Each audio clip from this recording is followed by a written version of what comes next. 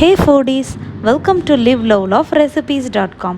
இன்றைக்கி நம்ம சேனலில் நம்ம பார்க்க போகிற ரெசிபி என்னன்னு பார்த்திங்கன்னா ஒரு சூப்பரான மொறுவான பட்டர் முறுக்கு எப்படி செய்கிறதுன்றது தான்.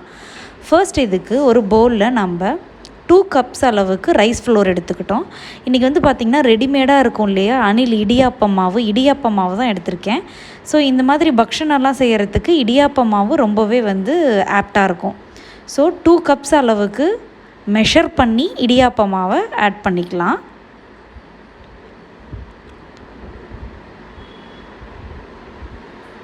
ஸோ கரெக்டாக தலை தட்டி மெஷர் பண்ணி ஆட் பண்ணியாச்சு. இப்போது இதுலேயே ஒரு 4 to 5 டேபிள் ஸ்பூன்ஸ் அளவுக்கு பொட்டுக்கடலையை நல்லா பொடிச்சு எடுத்து வச்சுருக்கேன். அதை நம்ம எந்த கப்பில் இடியாப்ப மாவு அளந்தோமோ அந்த கப்பில் 1/2 கப் அளவுக்கு பொட்டுக்கடலை மாவு ஆட் பண்ணிக்கலாம். மிச்சம் இருக்கிற 1/2 கப் அளவுக்கு கடலை மாவை ஆட் பண்ணிக்கலாம். நீங்கள் பொட்டுக்கடலை மாவே ஆட் பண்ணாமல் ஃபுல்லாகவே கடலை மாவே ஆட் பண்ணி செஞ்சாலும் செய்யலாம். அது ஒரு டிஃப்ரெண்ட் டேஸ்ட்டு தரும். பொட்டுக்கடலை மாவும் கடலை மாவும் சேர்த்து செய்யும்போது அது வேறு விதமான ஒரு நல்ல டேஸ்ட்டு கொடுக்கும். நம்மளுக்கு நல்லா மொறுன்னு வரும். ஸோ இப்போ இதுக்கு தேவையான அளவுக்கு சால்ட் ஆட் பண்ணிக்கலாம். 1.5 டீஸ்பூன்ஸ் அளவுக்கு ஜீரகம் ஆட் பண்ணிக்கலாம். 2 டேபிள் ஸ்பூன்ஸ் அளவுக்கு ரூம் டெம்பரேச்சரில் இருக்கக்கூடிய பட்டர் ஆட் பண்ணிக்கலாம். கூடவே இதில் பெருங்காயம் பொடியும் ஒரு ஃபேட் பிஞ்ச் அளவுக்கு ஆட் பண்ணிவிட்டு கையிலேயே நம்ம மாவையும் பட்டரையும் கொஞ்சம் நேரம் ரப் பண்ணணும். நல்லா எல்லாம் ஒன்று கலந்து வந்ததுக்கு அப்புறமா கொஞ்சமாக நம்ம தண்ணி தெளித்து இதை ஒரு நல்ல டோ பதத்துக்கு மாற்றணும். ரொம்ப அதிகமான தண்ணி சேர்த்துட்டிங்க அப்படின்னா எண்ணெயில் போட்டதுக்கு அப்புறமா நல்லா எண்ணெய் உரிய ஆரம்பிச்சிரும். அதனால் லிமிட்டடாக தண்ணி ஆட் பண்ணி கொஞ்சம் சாஃப்டான டோவாக பிசைஞ்சு வச்சுக்கோங்க. அதிகமாக தண்ணி ஆட் பண்ணிடாதீங்க. கொஞ்சமாக ஊற்றி மட்டும் பிசைஞ்சிக்கோங்க. இப்போ பாருங்கள், நான் கொஞ்சமாக ஊற்றுறேன். எனக்கு கிட்டத்தட்ட 1லேருந்து 1.25 கப்புக்கு தேவைப்பட்டது. உங்கள் மாவு பொறுத்து உங்களுக்கு இந்த தண்ணியோட அளவு கொஞ்சம் மாறும்.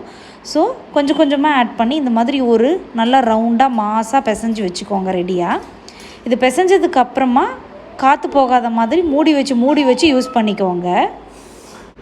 இப்போ இந்த மாதிரி மாவு நல்லா ரெடி ஆனதுக்கப்புறமா நம்ம இடியாப்பம் மேக்கரில் இந்த மாதிரி 1 ஸ்டார் இருக்கக்கூடிய டிஸ்கை போட்டுக்கலாம்.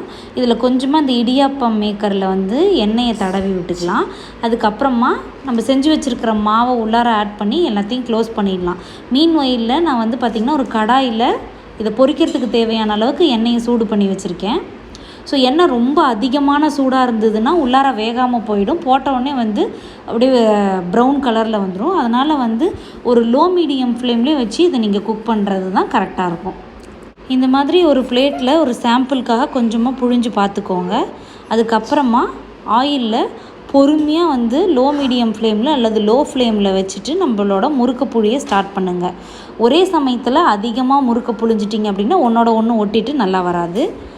அதிகமான ஃப்ளேமில் வச்சு புழிஞ்சிங்கனாலும் வேகாமல் போயிடும். அதனால் ஒரு லோ மீடியம் ஃப்ளேம்லேயே வச்சுட்டு கொஞ்சமாக பேட்ச் பை பேட்சாக போட்டு பொரிச்சு எடுத்துக்கோங்க.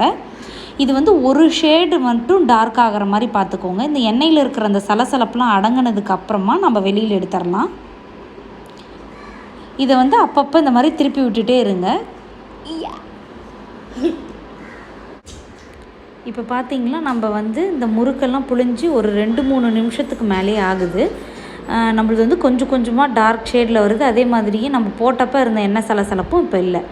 இது இன்னும் ஒரு ஃபியூ செகண்ட்ஸில் நம்மளுக்கு நல்ல கலர் கொஞ்சம் சேஞ்ச் ஆகி இந்த சலசலப்புலாம் அடங்கிடும். அதுக்கப்புறமா நம்ம வெளியில் எடுத்துடலாம். பாருங்கள், கலர் கொஞ்சம் சேஞ்ச் ஆகிருக்கிறது நல்லாவே தெரியுது. அப்போ முறுக்கு நல்லா வெந்துருச்சு உள்ளாரையும் வெளியேயும்.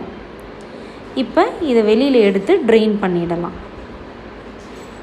இந்த ரெசிபியை நீங்களும் உங்கள் வீட்டில் ட்ரை பண்ணி பார்த்துட்டு எப்படி வந்ததுன்றதை கமெண்ட்ஸில் சொல்லுங்கள். இந்த ரெசிபி உங்களுக்கு பிடிச்சிருந்தது அப்படின்னா மறக்காமல் நம்ம சேனலை சப்ஸ்கிரைப் பண்ணுறதோட மட்டும் இல்லாமல் உங்கள் ஃப்ரெண்ட்ஸ் அண்ட் ரிலேட்டிவ்ஸ்க்கும் ஷேர் பண்ணுங்கள்.